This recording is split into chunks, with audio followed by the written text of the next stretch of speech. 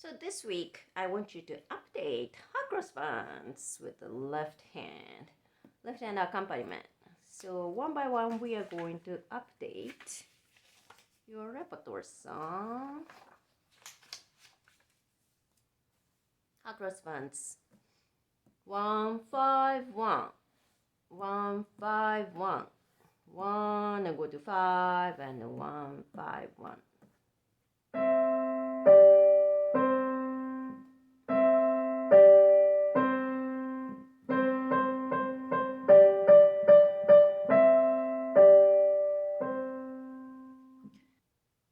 I want you to memorize the left hand, but this is the rule. It's very easy for this song to remember. If the melody note is E, left hand is going to be C. If the melody note is on D, left hand is going to be on G, because they blend very nicely and create nice harmony. So it's very easy to memorize left hand for hot cross buns.